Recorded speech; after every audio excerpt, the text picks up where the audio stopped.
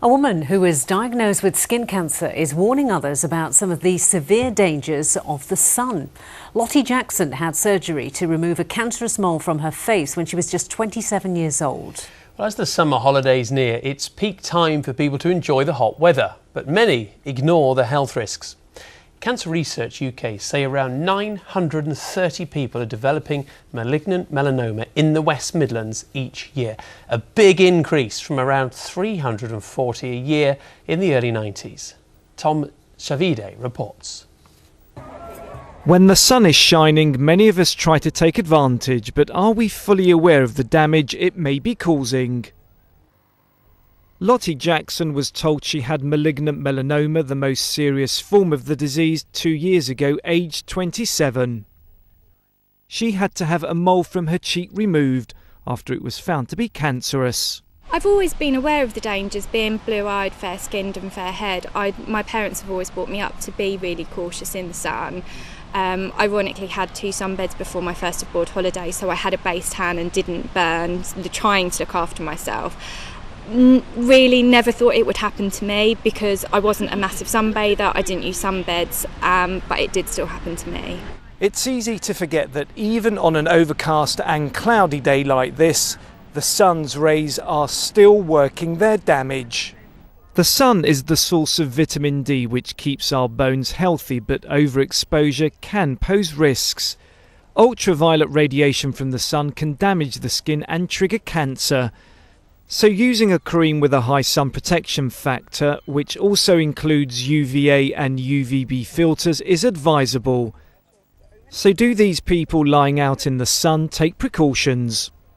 No, I don't bother. I just get tanned and then I just peel anyway, so I don't bother. Just oil. I haven't protected myself at all. Before I come out of the front door, I always put sunscreen on, factor 30, because I do burn.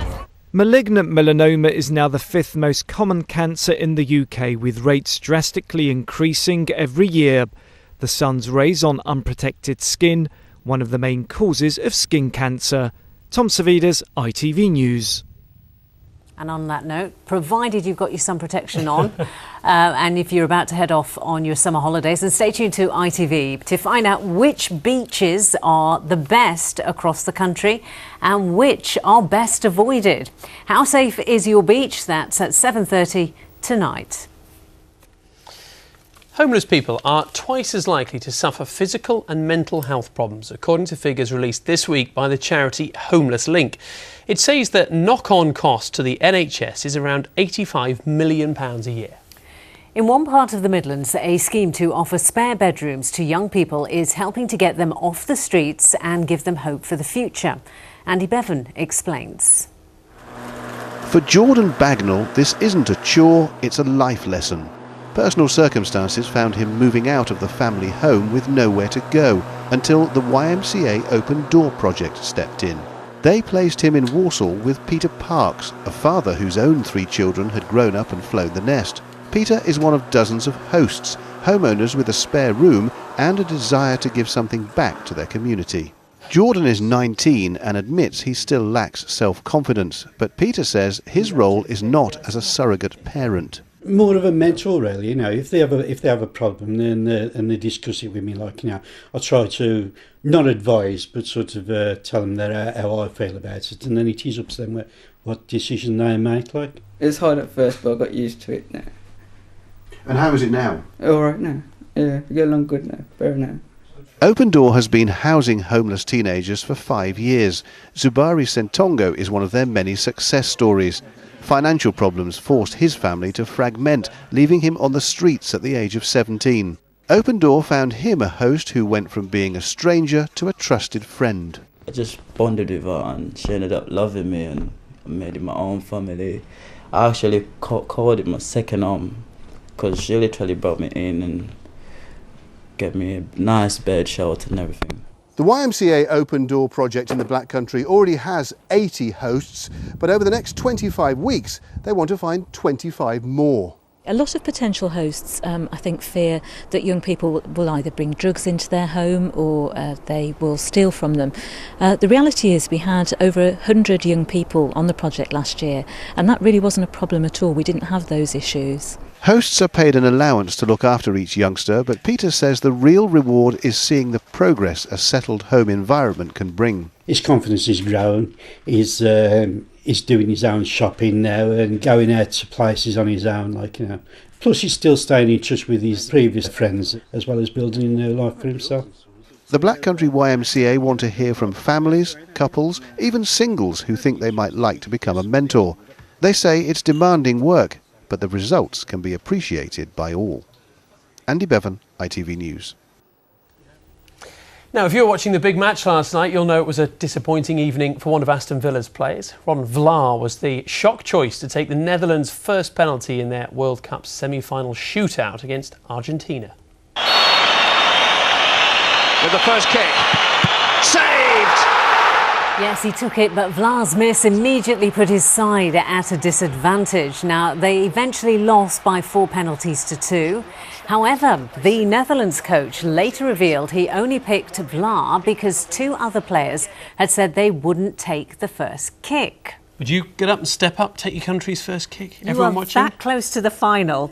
Yeah. You got to man up, haven't you? You've got to man up. I put a tweet out asking if anyone else has stuck their neck out before. No penalty takers, but Andrew, what's his name? Ular said he did ask Britt Eklund for an autograph, and he stuck his neck out then. He doesn't say whether she gave him one. Yes. I hope she did. Yeah. Right. Well, if you want to share some more of those occasions where you've had to man up, basically, then do let us know on Facebook. And speaking of Facebook, before we go, do you fancy having a cuppa with me tomorrow? Well, I'm taking over the ITV Central Facebook page from 1 o'clock tomorrow afternoon. So if you're online and you want to have a chat, then head on over. The address is facebook.com/ITV Central. I might well ask you what the weather's like. Let's find out now from Janelle, shall we?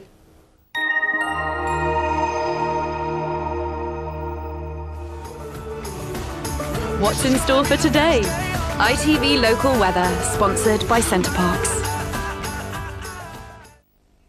Hello, it really has been a dry, fine, sunny, wonderful summer's day, and we have a couple more hours of sunshine before it all comes to an end. It's not the story for the whole of the UK because there are 2 weather systems dominating the weather, and the one to the east is a warm front, and that's bringing a fair amount of cloud and a few showers.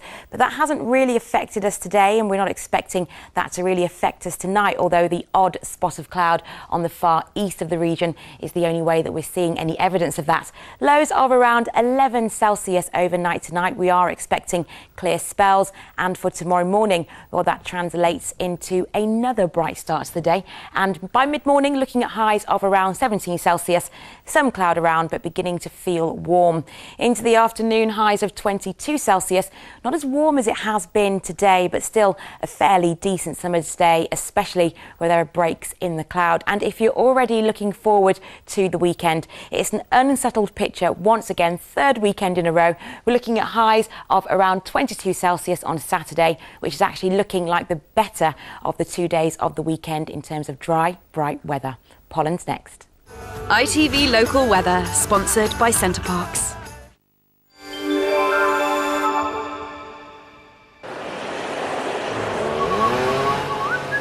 The Pollen Count, sponsored by Checkatrade.com. Checkatrade.com. Pollen levels are moderate over the next couple of days, but actually where there are breaks in the cloud, where it's very bright, very warm, pollen levels will actually be feeling quite high, although they are down as moderate.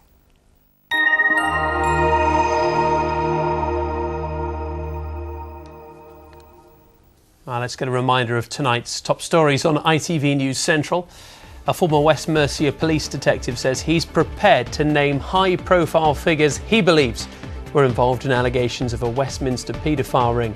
Terry Shutt says the names also include members of the clergy. A mother whose daughter died on holiday says her organs were returned to this country in such a state it was impossible to tell them apart, let alone establish what caused Gurkiran Kaur's death. The 8-year-old from Hockley in Birmingham died in India in April last year. And council workers, teachers and firefighters were among thousands on strike across the region today in a dispute over pay, pensions and working conditions. The government has branded the action disappointing and says it will achieve nothing. And that's all we've got time for tonight. As always, more details on our stories on the web, itv.com/central. For now, though, from all the team here, have a nice evening. Bye-bye. Bye-bye.